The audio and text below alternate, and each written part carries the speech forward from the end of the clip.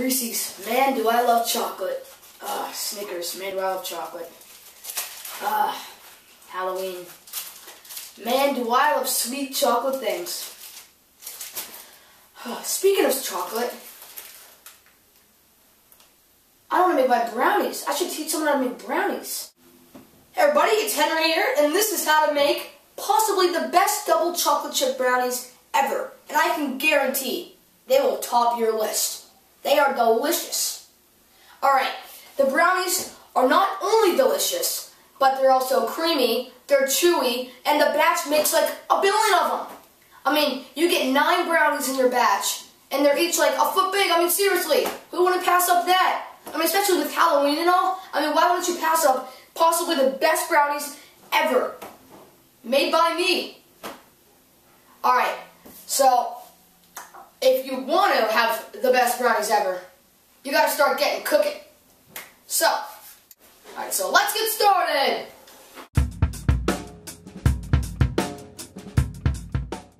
Find all supplies and materials needed and gather them together in one spot. You will need a 13 by 9 inch baking tray.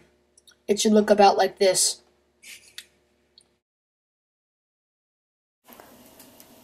A set of measuring spoons. A set of dry ingredient measuring cups. You will need all sizes, or just keep them in hand just in case. A measuring cup. A rubber spatula. Again, does not matter what size. A spatula. Doesn't really matter what size. A butter knife. Very nice. A mixing bowl. This will be a major material in your brownie making process. Canola oil or vegetable oil, depending on which one you prefer. A stick of butter, does not matter what brand. A glass of water.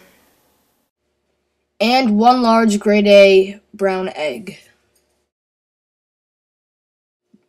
First off, preheat your oven at 325 degrees Fahrenheit by using your knob on the stove to do so.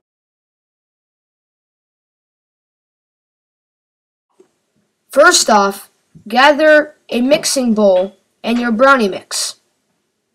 Then, open it up and pour in to the mixing bowl. Make sure you get all of your mix out. Every little bit should be in the mixing bowl and out of the bag.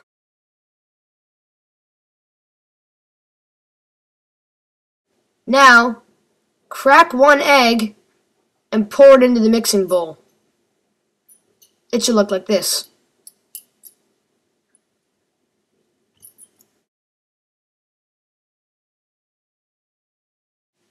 Then add 1/3 of a cup of canola oil or vegetable oil, depending on what you prefer. This canola oil in particular will pour very, very slowly. Now, pour your canola oil or vegetable oil into your mixing bowl. This may look a little disgusting, but trust me, it will be good in the end.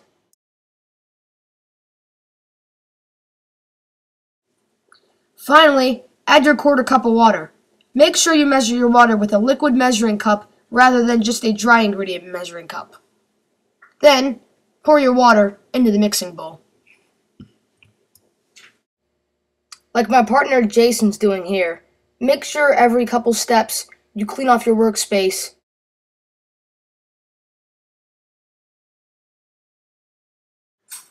Now, get a large wooden spoon or an electronic mixer and mix until the ingredients are well blended and creamy looking.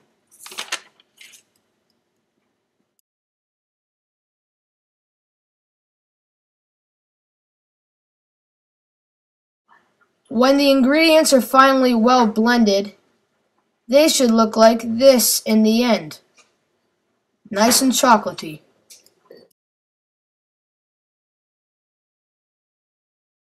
Once the ingredients are well blended in the mixing bowl, take a 13 by 9 inch baking tray and grease the bottom of the pan with either butter or a non-stick pan spray. You could also use any other type of non-stick spray ingredient if you would like. Spray your non-stick ingredient onto a paper towel and then rub the paper towel onto the pan.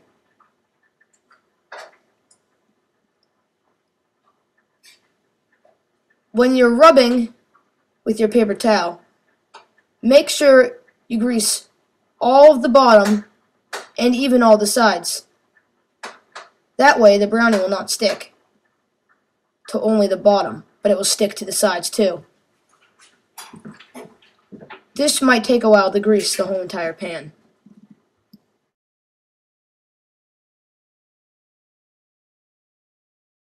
This is about what it should look like when you are done greasing 100% of the pan.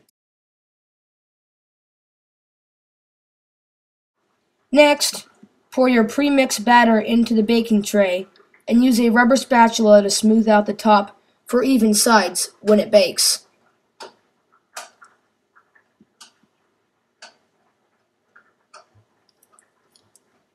This will not cover up all sides at first, but that does not matter.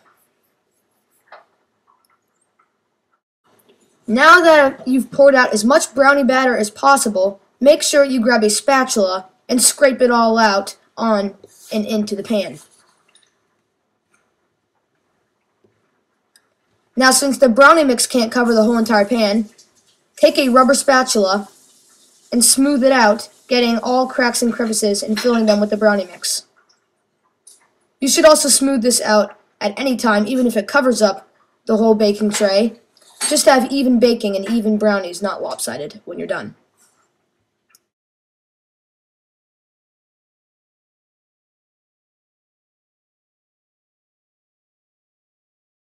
Next, place batter that is now in the tray and place in oven with safe gloves.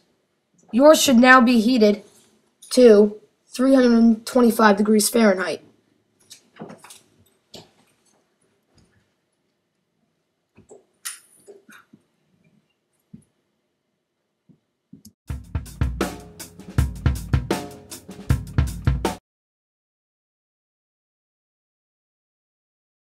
When you are done cooking them, take out the hot tray with burn-free gloves and place the tray on a cooling rack or a fireproof placemat for about 15 minutes to let it cool.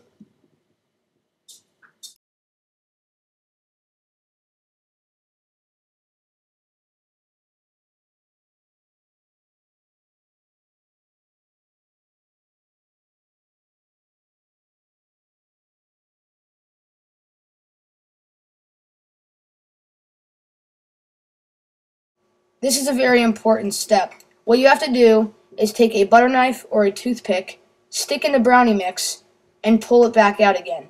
If the knife or toothpick is dry, it is well cooked. But if it is not well dry and brownie mix gets stuck to it when it comes back out, cook it for about 5 or so more minutes.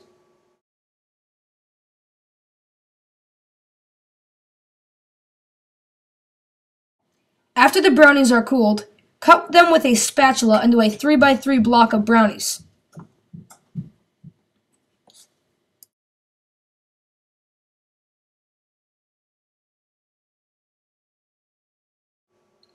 Once you have your spatula, start cutting the bottom left-hand corner of your baked brownie mix. This batch should make about 9 brownies overall. You can cut them into smaller pieces though, if you would like more, or bigger pieces if you would like less.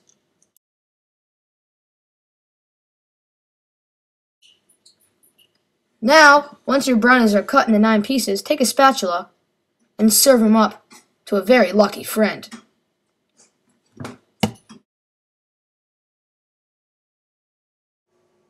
Let's serve it up to this very lucky friend, Jason.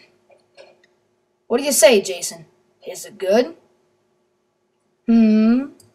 Hope so.